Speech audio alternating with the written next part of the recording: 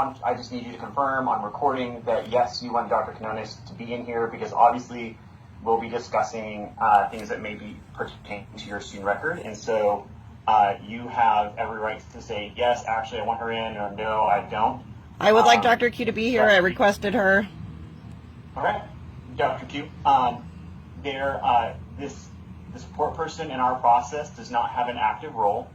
And so at any point, if Haley would like, I can go on mute and I can go off camera and the two of you can talk.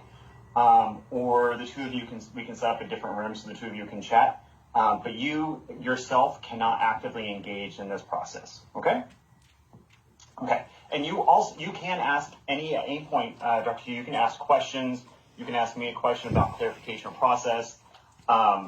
But I don't necessarily have to engage you on stuff related to Haley and anything that may be actually in her record. Okay? Excellent. All right.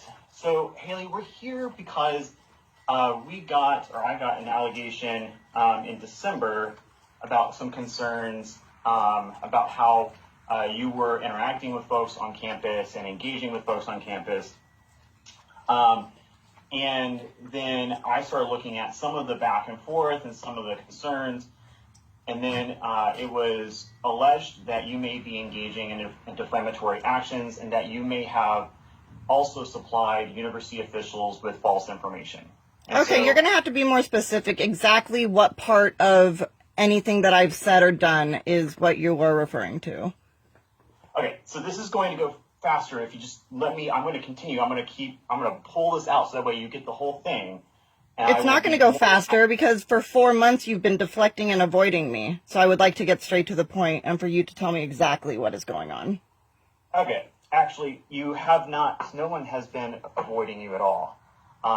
You did not respond to the December letter asking you to contact the office. That is a lie. You replied in the email. However, as stated in the letter, it says that students are responsible for contacting the office to schedule the appointment. And so that gave you the exact ways of communicating with the office to set up that appointment. That did not happen. You're still deflecting. Can you please tell me exactly what was said by me that we are referring to during this meeting? I wasn't deflecting. I was actually answering your concern about my avoidance of you for 4 months, which wasn't avoided. So, okay. We can talk later about that. You were sent that letter and laid out the specific thing within the university's charge. It did not give you the exact phrasing of what was said. That's not within our process. Our process is to reveal that and talk about that here in this meeting. Let's do that. Absolutely. And so then you got that letter. What is being alleged, and there have been additional actions that have kind of been added to this, looking at the supplying false information or supplying dishonest information. So I have a couple of questions. First, I do want to ask, though, did you voluntarily apply for admission to A&M-Central Texas? I'm actually not answering any questions until you answer my question of exactly why we are here and what the allegations are referring to. I am getting there, but I'm still trying to ask you, did you voluntarily apply for admission? I'm only here to find out what the allegations are. You're going to need to answer that question. All right. So, did you on September 3rd complain about Dr. Knoll and then the chair not appropriately handling the situation? Are you going to tell me what the exact allegations are instead of keep asking me questions? You're answering my questions with more questions, and I would like you to tell me exactly what the allegations are referring to. This is your responsibility. And I'm trying to get there. I don't need you to get there. I need you to tell me exactly what the allegations are referring to. Okay. I will go ahead and just jump into some of the evidence that happened. So Please let's do this. This is about this particular one is about Dr. Bracewell. So let's chat about this one. So do you see the CRIJ 3353 biological aspects of forensic science PDF in front of you? This has nothing to do with December and Dr. Noel. You're jumping around right now. Do you see that in front of you? I do see the screen, but this is nothing to do with what you were just referring to in December. And if you're going to jump around, then we're just going to have to settle this in court. You raised your hand? Hi. So I did not know that this involved the criminal justice department in Nor any I. way, and I'm not comfortable. It puts me in an awkward situation if this is about criminal justice. It's not just about criminal justice. It is about all of the students' actions have come into this, and her alleged actions have continued or allegedly continued through this. And so the reason why we're showing this is because you can't tell me why I'm here from December. On March 22nd, Haley, it seems like you sent an email Dr. Bracewell sent an email to you, or replied to you, saying your exam one, or no, you sent it to her, sorry. Exam one was altered without explanation. Please provide an account of what changes were made. Our scores were changed without any announcement or messages. There actually was an announcement in the class, in the actual module, but it says over spring break, her reply, which was the same day, discovered an error in the exam key. Are you going to tell me what the allegations are from December? Because I don't need to be here if you don't actually have anything to talk about regarding the December allegations. If you unmute.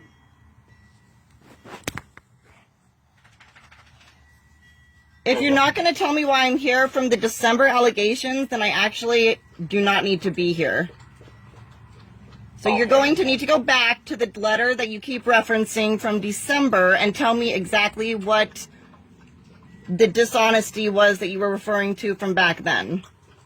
Okay, we can do that. Let's see here.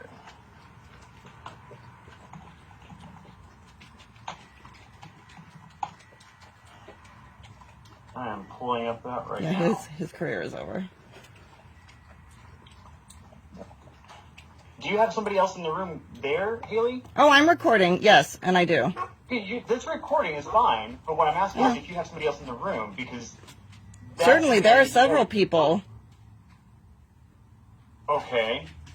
Well, can you pan that around so that way I can see? Because I have to ask them if they don't mind, or I have to make sure that I know who they are, so that way I can make sure that they're okay with you, or you're okay with us sharing your information while they're in the room. I'm okay with it. But I need to know who they are. You guys can go. Can you swing it around so I can see, please? No, that's not necessary. Okay. You don't have the right to ask me several of these things, and you need to tell me exactly what the allegations are from December that you're referencing.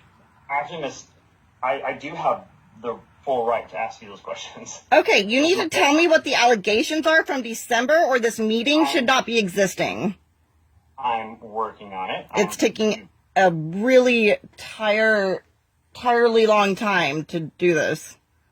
You should have these allegations ready. You've had 4 months to get these in front of you and to know exactly what this case is in reference to. Okay. Saying okay doesn't make it so. You're going to have to actually do it at some point. Okay. Okay. Let's see here.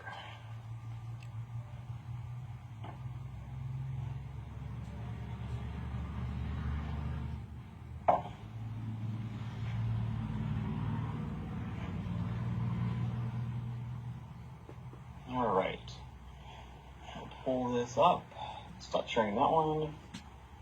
And then we will share this one. And who made the allegations exactly?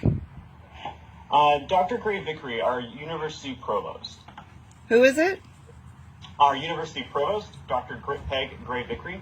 Okay, so you'll have to explain to me exactly what they were referring to with this allegation. I'm working on it. You work exceptionally slow. Well, I'm sorry that you feel that way. That's a fact. Wrong one there. Let's pull up. Is there a reason why you don't have any of this prepared in advance? So this is in Teams, and what I'm trying to do is that there are multiple windows for me to share, and so I'm trying to pull up the correct window for me to share. All right, so this is back in December 2nd, Tricia Ford with the university system compliance and risk management office, or system ethics and compliance office, reached out to you, indicating that she is separate from the rest of each individual campus, and she'd like to set up time to talk to you on the phone. At that point, you then said that you're reaching out, however, due to the alarmingly absent integrity of individuals you've been met with this far regarding sickening and illegal behavior by the TAMUCT faculty, you prefer documented emails as correspondence. So, one, you're alleging that the university has acted illegally. Well, there were CDC guidelines for maintaining the health of people at a university, which were being ignored repeatedly. There were. And so what I'm going to do is I'm also going to open this. I'm going to ask if that is my signature block. Is there a reason why you weren't able to supply this to me beforehand when I asked repeatedly for it? Because that's not our process. And why you're behaving a bit childishly right now?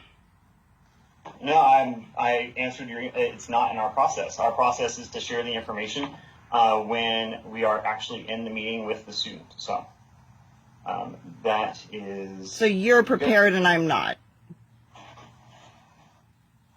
Well, seeing how we typically assume the students know exactly why they're coming to see us. Well, you shouldn't have assumed that when I asked repeatedly and conveyed it very clearly that I didn't know. Is that you right there in the? I can't see. Hello.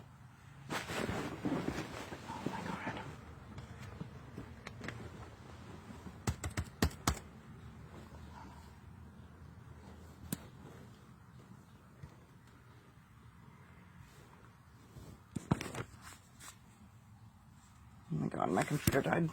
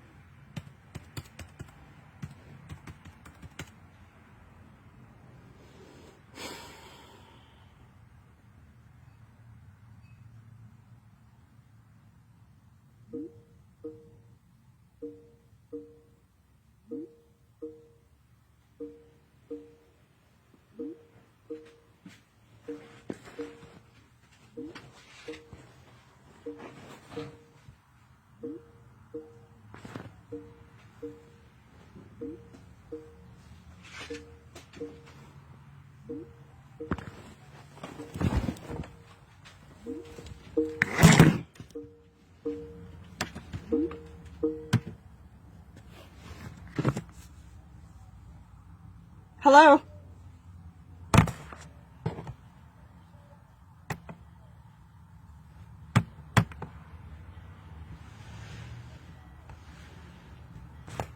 Hello?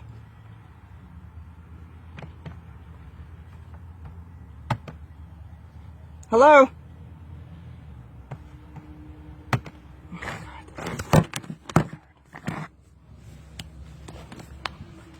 Move.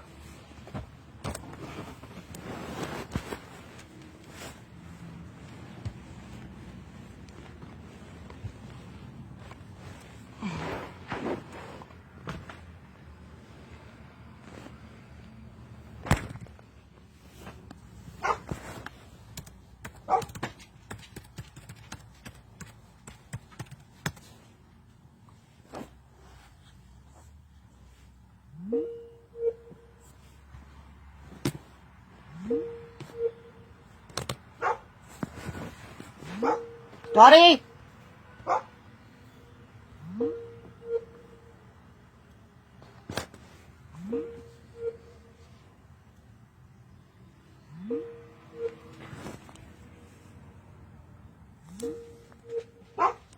Dottie!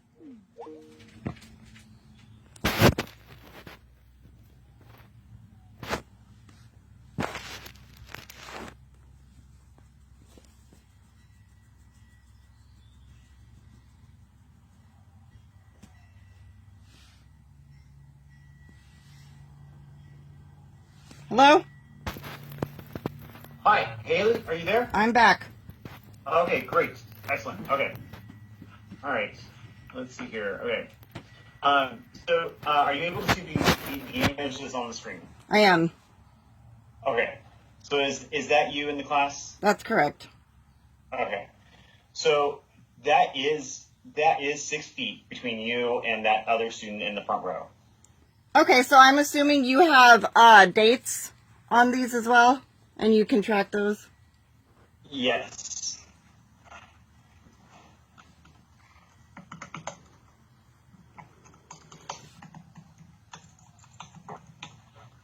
So this would have been when I'll have to take a look and see what that image file is. Yeah, you go ahead and do that. But this, I will have to get with the counseling department because it's saved within their class pieces, and I weird. can't access them without their approval. Seems like something important to have in the meeting. Haley, I'm going to be honest. Like, the way you're interacting is just not. It's not professional. Right, and after the university put my life in danger, I have lost interest in being nice to you. Then maybe this isn't the best place for you, to be honest. Because I can document how we've tried to help and tried to look at your issues and try to correct them. We even did an investigation into an instructor's behavior. And so we didn't find anything wrong or illegal. And so what you're sharing is actually incorrect. And It's not. It's incorrect. completely 100% honest, and I think that you know that.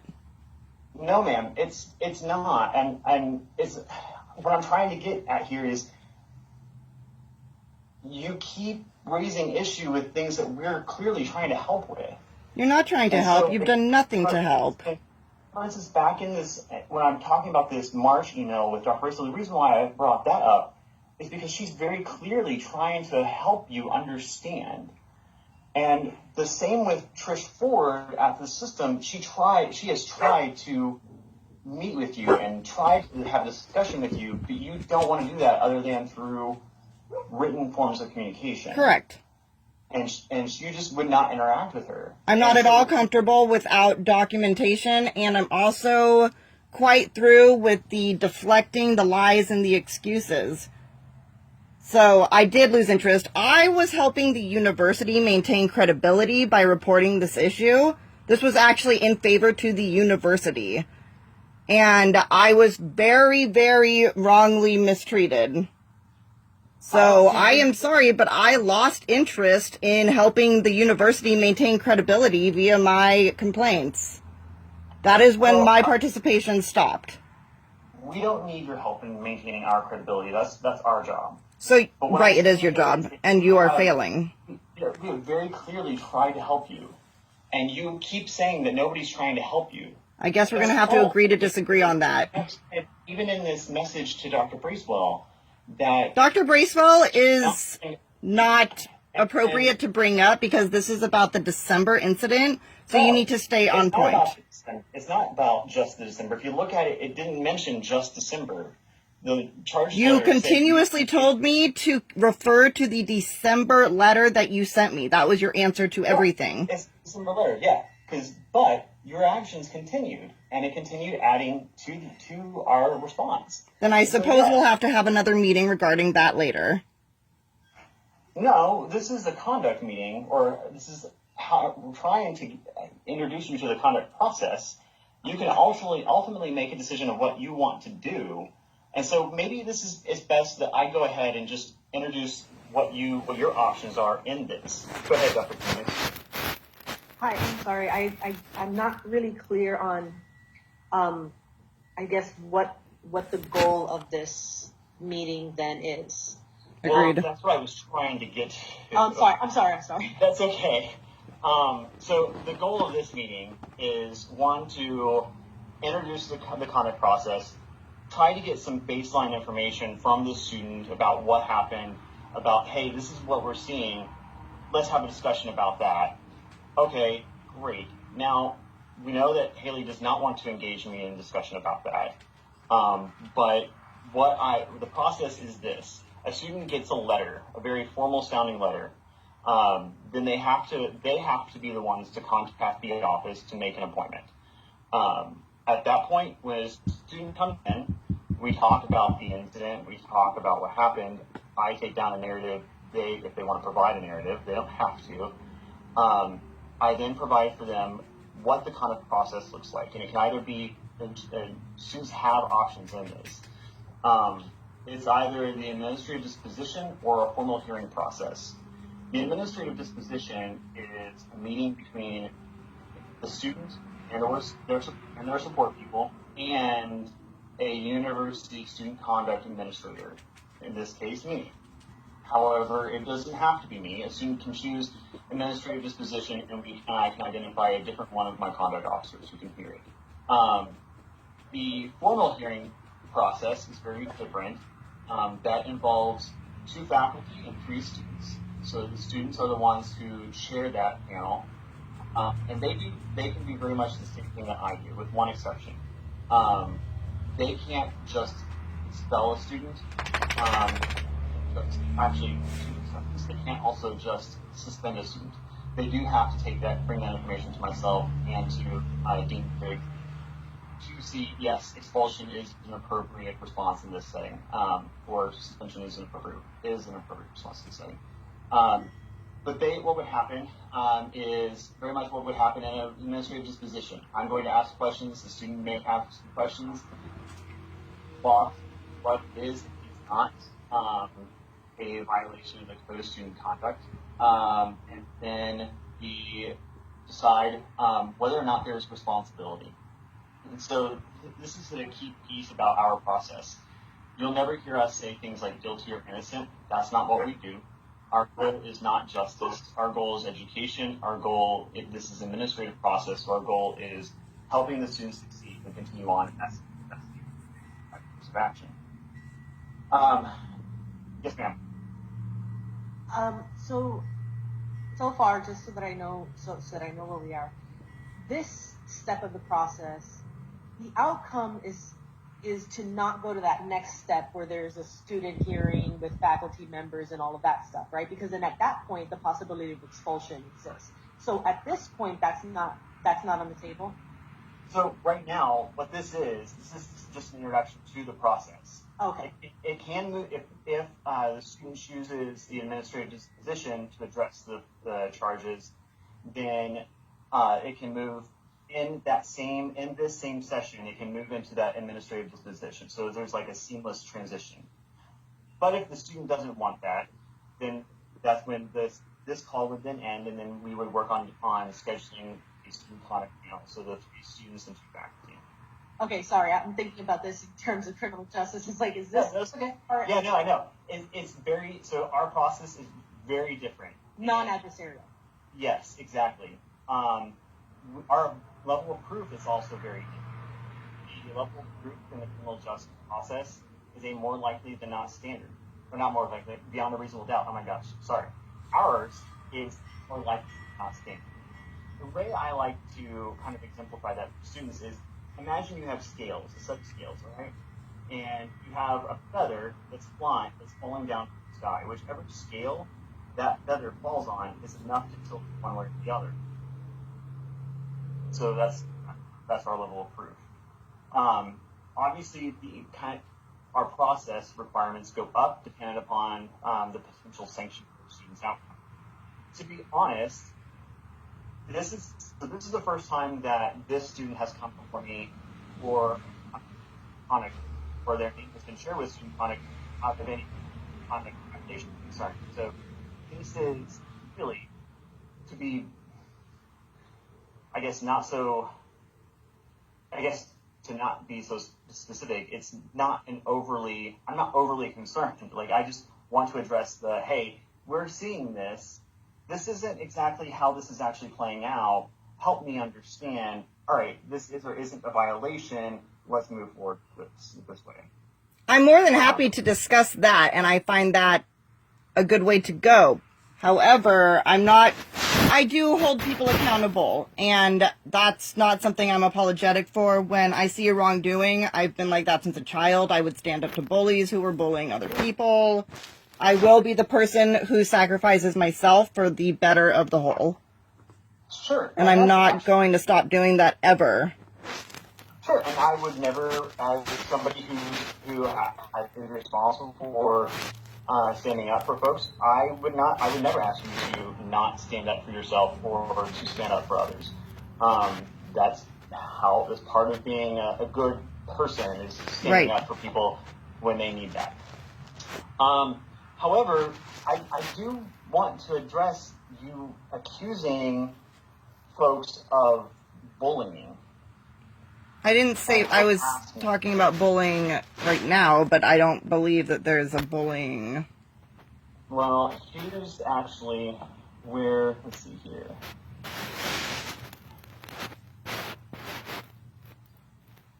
Let me bring up this line. Sure. That way you don't.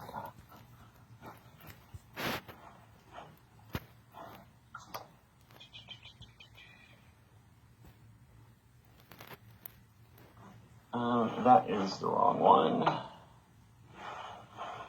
So let's pull up this one.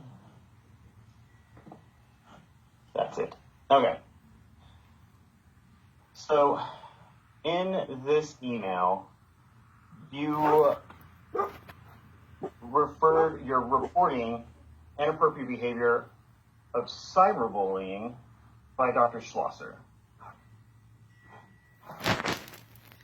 Okay, first of all, this is also not in reference to the December incident. We're going to need to stick to that. Actually it is.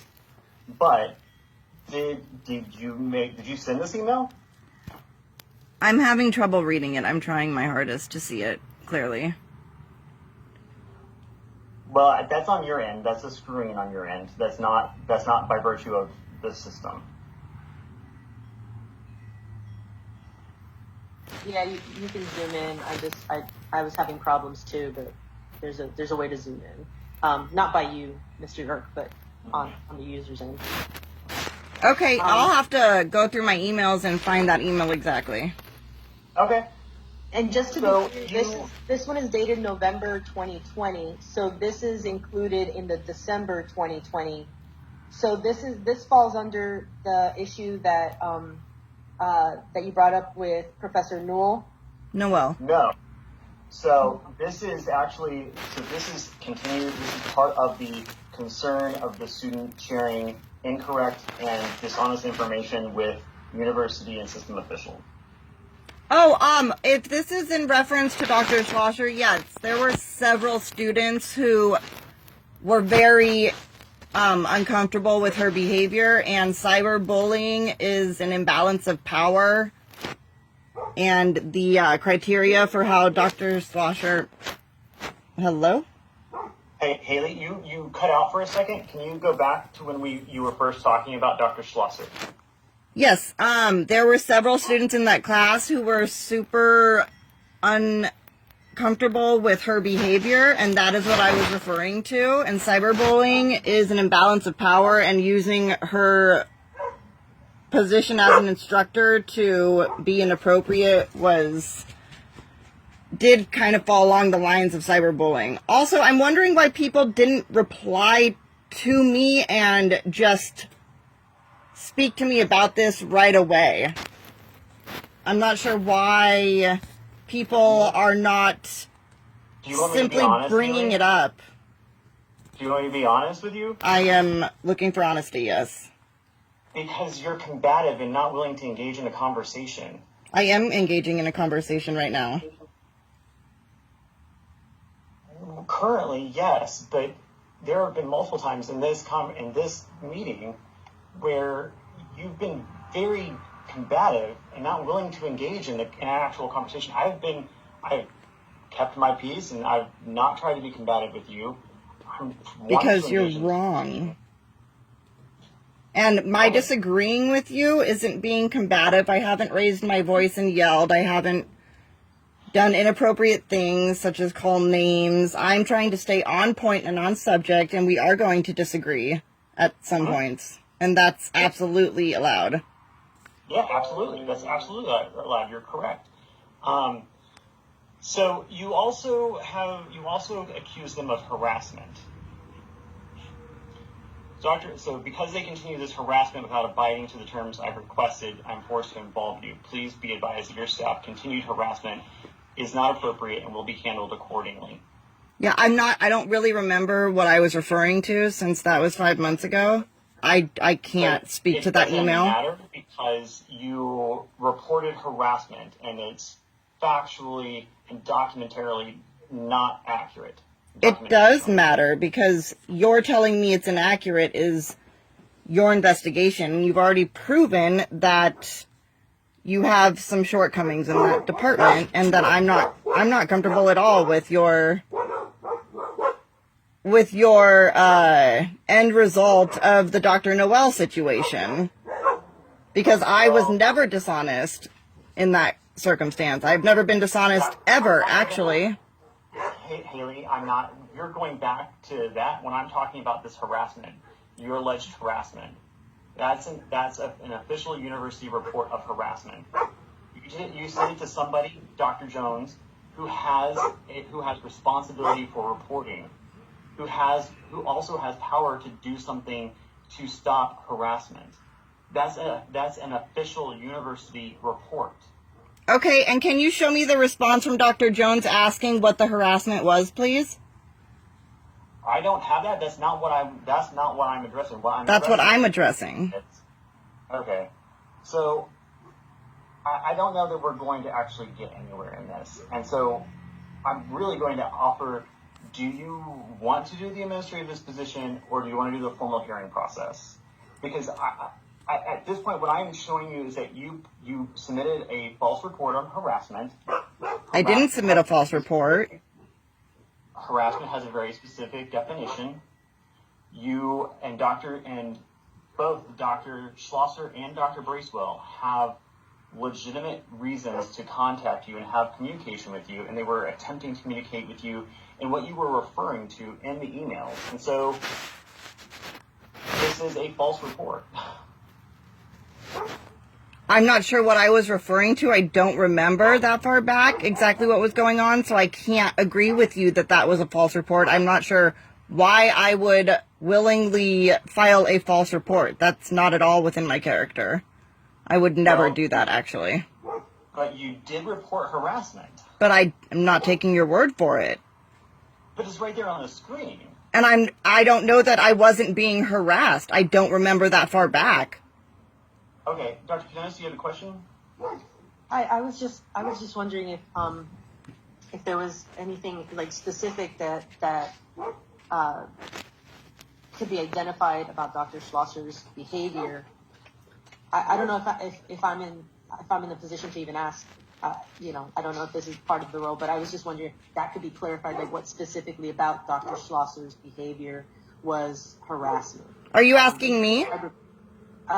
I guess I think Ms. Europe doesn't have that written out, so maybe Haley, if you can elaborate, can she elaborate? I'm not sure. Yeah, I would love to, because in it says that it's the continued communication that is causing the harassment. And if you look down here, Dr. Bracewell's email response from from November 18, just saying, like, you can tell that she's replying. And so that's what this email chain, that harassment is referring to this email chain. Starting with Dr. Schlosser's report to Haley and also Dr. Bracewell, saying that Haley has taken a personal offense to communications in SOC 3303. Myself and other students, yes. That at this point she offered to meet with the student one-on-one, which the student declined. Dr. Schlosser answered emails factually and professionally. However, it seems Haley continues to take offense to any communication. Okay.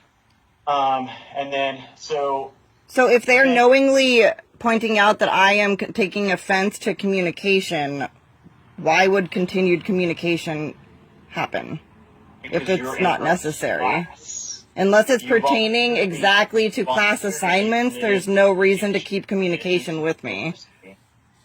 Haley, you voluntarily submitted an application for admission to the university. You voluntarily registered for her class. And That so, doesn't mean that instructors can talk about whatever they want as often as they want to the students when they've acknowledged that I was uncomfortable with it. Well, actually, yes, Dr. Canones.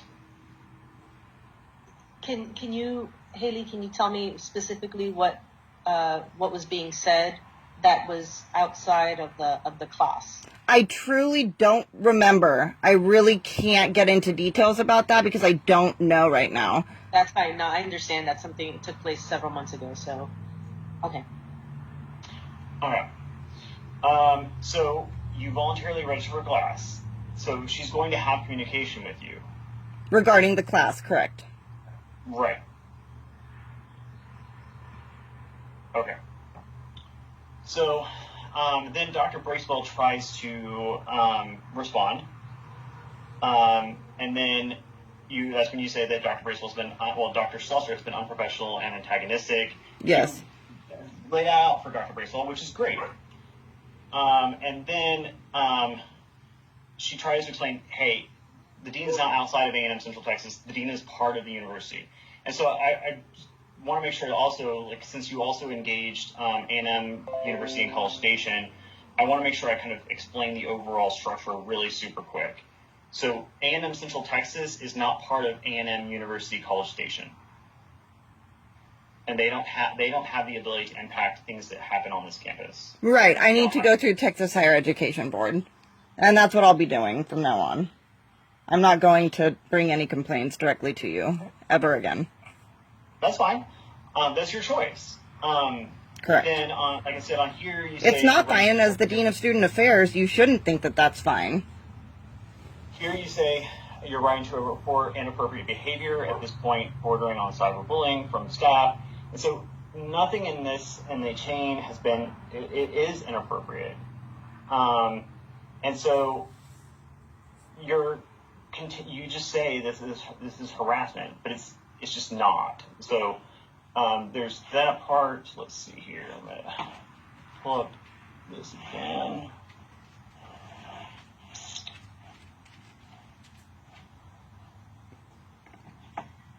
So it seems that one of the first allegations is an allegation of harassment, but the university deems that that allegation is false. So what is at issue is that the university is alleging that Haley has engaged in a series of actions that have shared inaccurate and with either university officials or university system officials. So has she shared information that is provingly false? Has she made false reports? Those are things that we can respond to. And that's what I'm trying to lay out here is, yeah, she alleged harassment. Well, no, harassment didn't happen. Can you please stop pretending to be unaware of the fact that you've had 4 to 5 months to prepare this and I've had absolutely no time? I've expressed that I don't know what you're referring to. So this is completely an unbalanced communication. I can't defend myself appropriately right now because you've had 5 months to bring these up. And I do not have anything prepared because I've asked you repeatedly to explain to me what the allegations are referencing exactly. You could have very easily emailed me and said, this is what it's referencing. The harassment. The word harassment in this email. It's not just harassment. And the letter that was sent to you very specifically says it was sharing dishonest information. And so making a false report of harassment, of cyberbullying, and sharing incorrect information, saying that people are lying when they're not, that's all of the problem is that there was so much. There is so much. There's not so much. You just said also that this is my first offense, so there's not so much. There is so much in that you kept engaging in the behavior. I was never communicated to stop. I was not told. I wasn't, like I said, can you show me the email where the dean asks exactly what was harassing? Nobody communicated back to me about any of these false allegations. Yes, actually, here we go.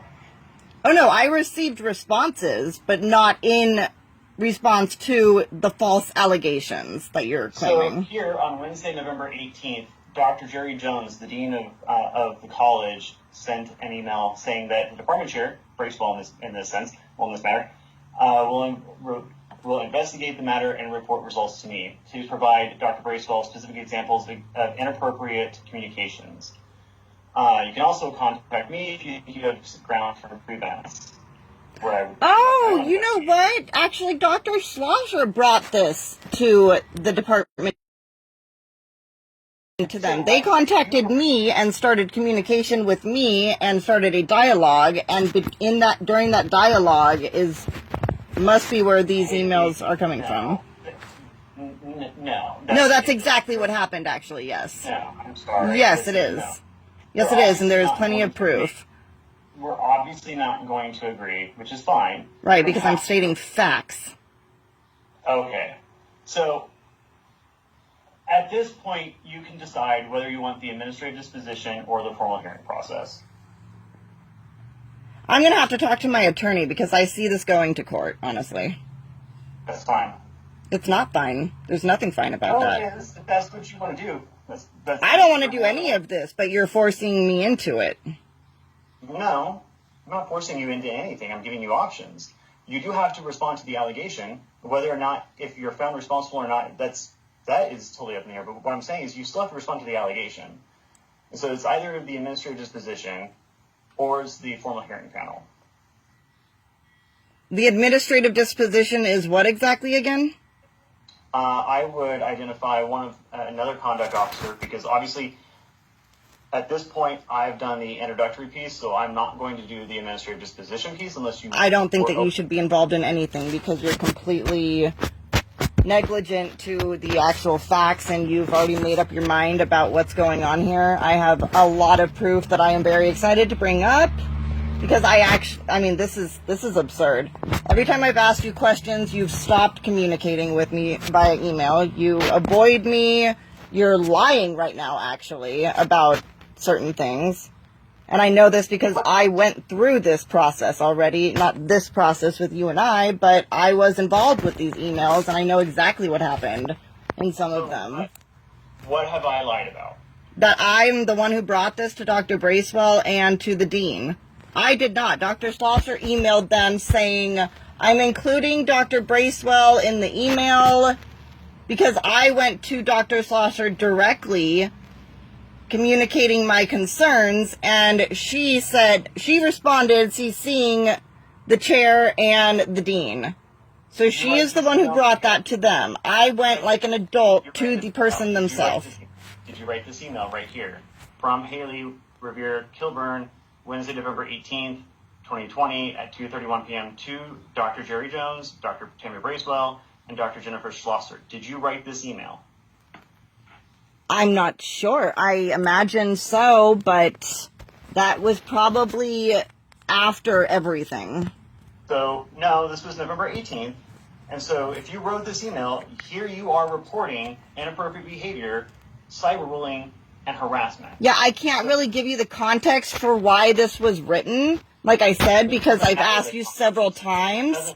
It doesn't matter the context. It absolutely matters the context. What are you talking about? Of course the context matters.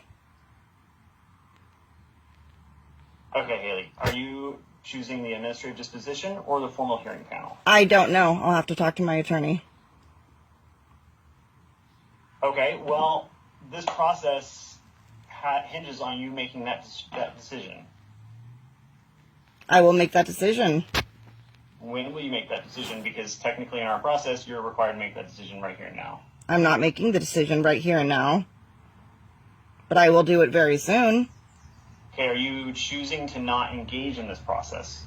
I will engage in this process. I will engage in choosing the administrative meeting or the hearing, I guess. I'm going to have to look into what each of those is exactly and make an informed decision. But you can't pressure me into doing this right now when I've had no time to prepare on any of this. Actually, I can. You were given the Code of Student Conduct and access to the Code of Student Conduct in the letter that was sent to you in December and Correct. each additional letter that was sent to you. Right, and I've asked you repeatedly what exactly you're referencing as far as the conduct goes, and you've avoided me and stopped communications entirely every time I ask that. No, I actually never stopped communication with you. But, you can't just lie during this. You're lying so much. Okay. It's So, not okay, not ever. None of this has been okay. None of it. Okay. No. Again, not okay. So Haley, you have to make a decision whether you want which route you want to take. I will make that decision. I can tell you that if you do not make that decision, the conduct process will not stop. The conduct process will make the decision for you. I'm going to make that decision. That's what I've told you. I've told you I will make that decision. That decision has to be made in this meeting. I cannot give that decision to you right now. I'm going to have to do some research so that I can make an informed decision.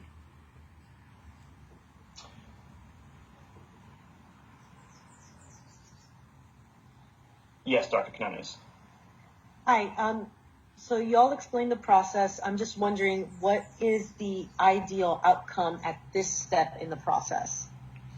The student chooses one of those two options. Okay, so so regardless, so the two options are the one with the panel, and then the other one is with another student conduct officer. So that meeting with the student conduct officer, is that similar to what this meeting is? Okay, so it would kind of be another opportunity to have this sort of meeting, but have other actors involved and maybe be able to come to some sort of resolution at that point? Or is it always going to end up going straight to the panel? That's a good question. No, the panel is a choice.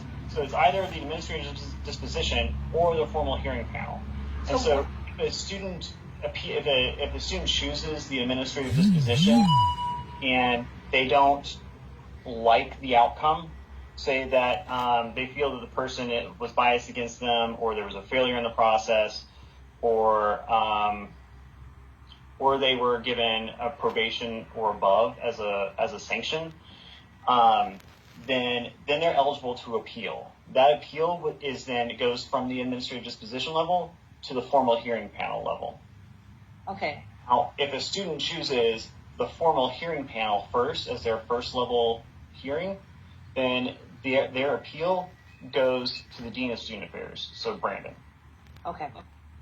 Are you not the Dean of Student Affairs? I'm the Associate Dean for Student Affairs. I see.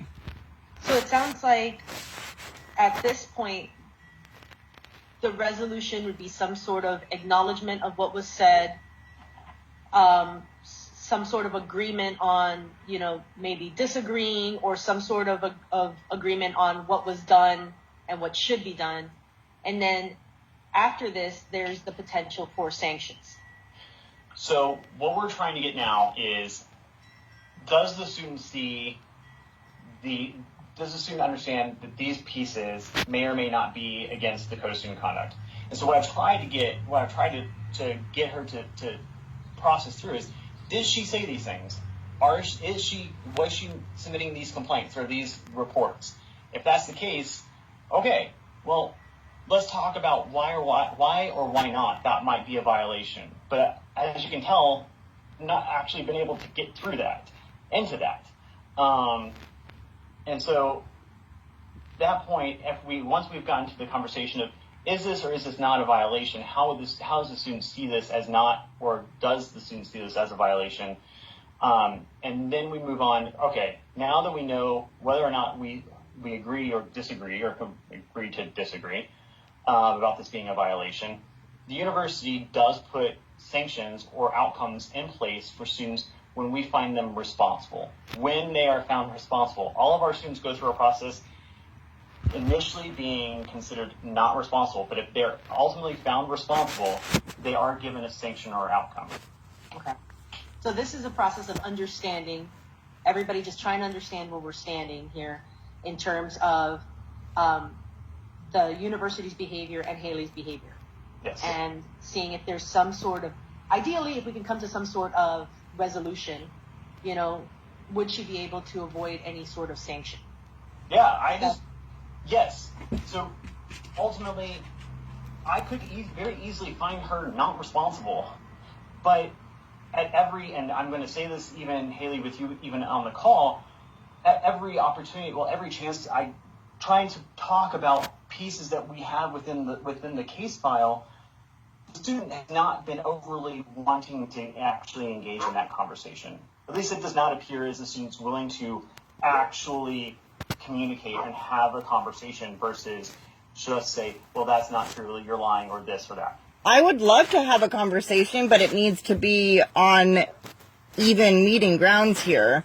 I should have had time to look through the emails. I should have known exactly what you were referencing when you said that I behaved against the Code of Student Conduct.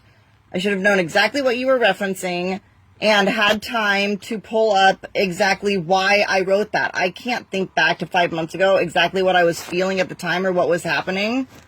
I don't have those details in my mind right now. But you did write it, correct? I'm not sure what in context it was for. You have no idea what was going on. You have no idea if the instructor was being extremely inappropriate toward me. Okay. Yes, Dr. Q. Just a suggestion as an instructor. Thankfully, all of our communication, for the most part, is recorded either on Canvas or through email. So if there's still access to the class, and I know that through Canvas you can still get access to the class even if you're not enrolled in it, or IT can, it might be a good idea then to really understand what it was about those communications that suggested to you that it was harassment before kind of really try to understand what this conversation via email was about, since it did take place five months ago. That's literally all that I want. I just want to be able to go back and refresh what was going on at the time and understand why I wrote that, because I don't know why I wrote that right now. And that's perfectly reasonable. I've never said you couldn't. You just said I had to make a decision right now. You're trying to pressure me into doing things right this moment when I haven't had adequate time to prepare for this meeting in the first place. But I've never said you couldn't see the information. I had no idea what information you were referencing. I asked you several times over the course of 4 months. No, actually you didn't. But that's fine. So here's what we can do. I am more than happy to print out what we have, and you can come to campus and view that. You're not, so by our FERPA record, our record inspection policy is that you have every right to review your student file, and that with this stuff included, and you should. And I'm more than happy to put that stuff together for you. I should have access to the emails. I mean, I have PDFs of most of the correspondence that I thought this was referencing, which was the Dr. Noel incident. This, I will have to go back and dig them up, but I should have my own available, I would think. Okay. If you can send those to me, that'd be fantastic. And then I can see them as well. That'd be great. Do you want? Yes, Dr. Q. I didn't mean to interrupt. You can continue and just get back to me. Okay. Oh, actually, I'm sorry. Was this in Canvas or was this an email? Do you have that information? The ones I have are all email, or they are screenshot of Canvas messages. I'm not sure if I'll have access to the Canvas messages. Do you know, Dr. Hugh?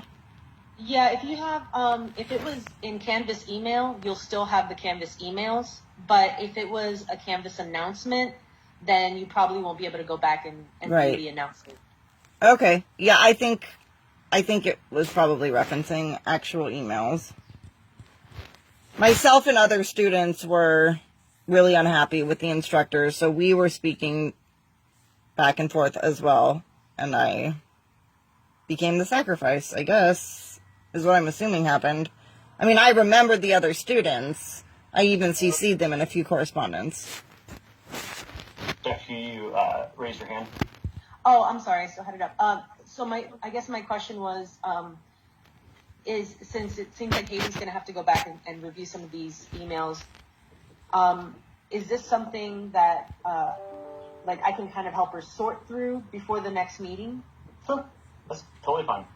Okay, so maybe that's something that Haley and I can do is sit down, go through the emails so that we can really sort out Yes, please. what the allegations are and what her response was and what the university's response was, so that the next meeting with one of the other student conduct officers can maybe be a little bit more productive. Sure. That's a good advice, thanks. All right, so okay, then what we'll do from here is I will reschedule with another conduct officer, and let's go. Will a week sound good to both of you? Dr. Q?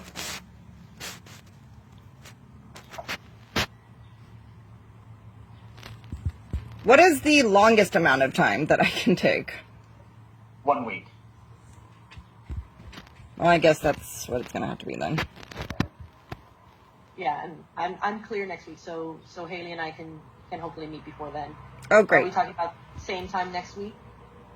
That I don't know. I'll have to go and take a look at the other conduct officers' schedules, see what we can shift around. So. And Haley, is this what you want to do, or did you want to go with the panel?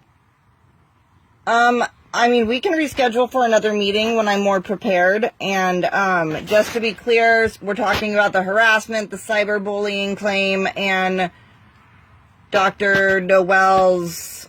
We're talking about sharing false information with university officials. You realize that I'm asking these specifics, correct? But that's the charge, is those pieces. So it would be anything that included false information to a university official. And so which that you're claiming. So that includes things from anything related to Noel, but also Noel.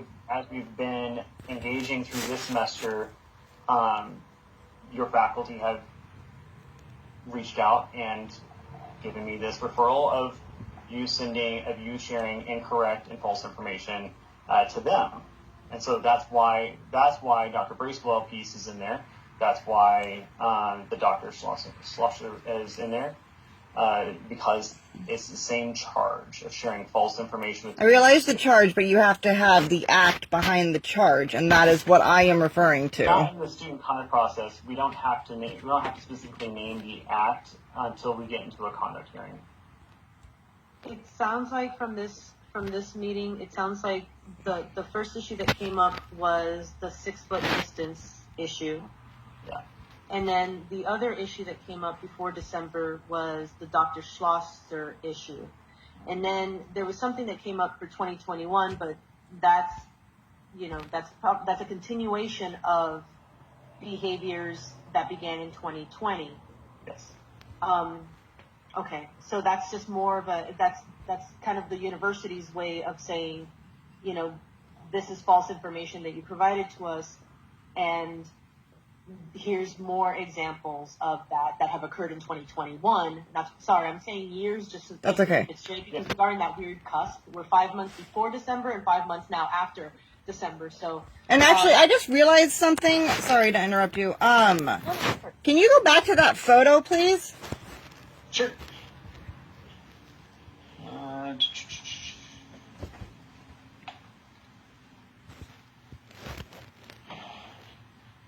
Sorry, I have a lot of windows open on my computer, so I just gotta find that.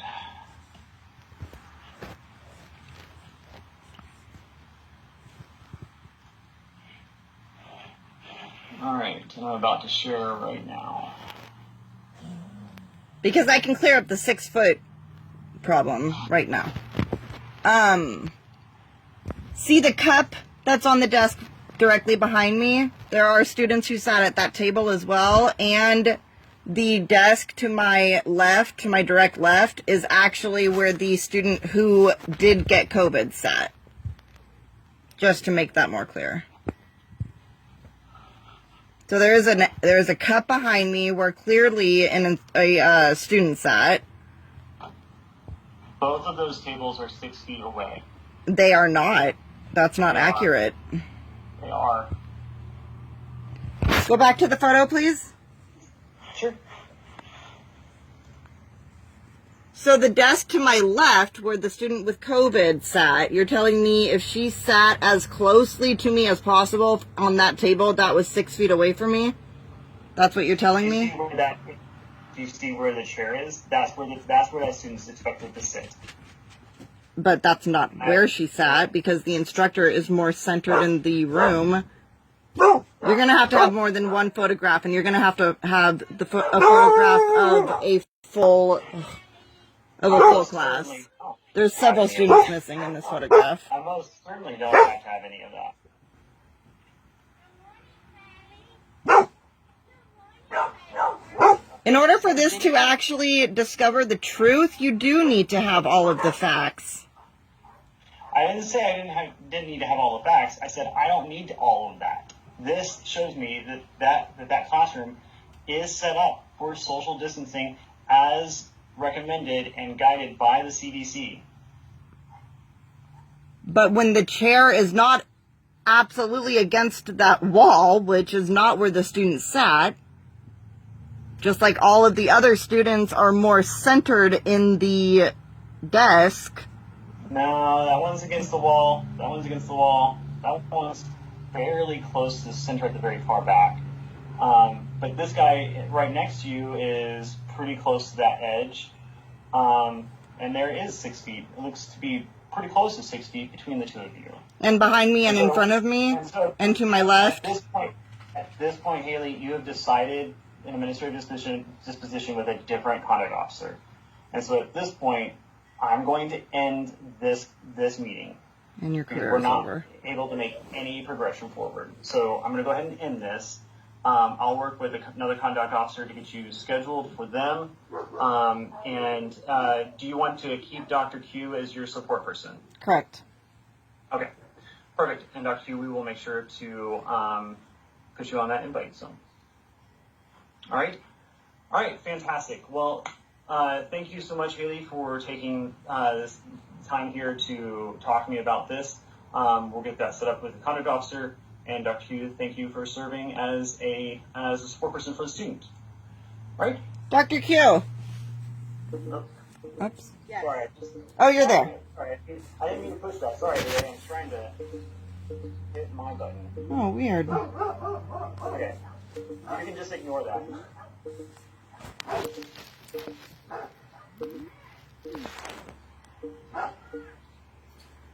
It won't let me. There we go. Okay. I declined it. Dr. Q, I'll email you so we can maybe set up. Do you have time to talk tomorrow? I'll be on campus. I won't be on campus, but let me see what my schedule is like tomorrow, and I will email you. Okay. I have some free time between 2 and 6. No, between 4 and 6. So, Okay, we'll talk with Dr. York is not listening. Okay. Or not Dr. York, Mr. York. My bad. All right, I can go ahead and leave. That's fine. Please.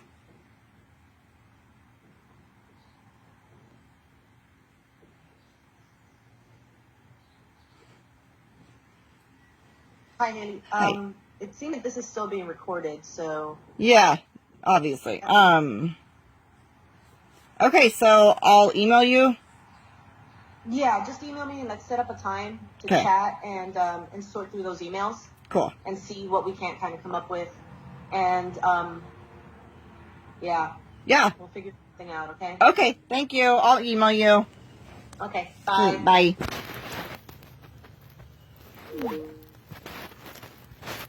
Dude, that guy is such a fucking piece of shit. Jesus. Ta-da!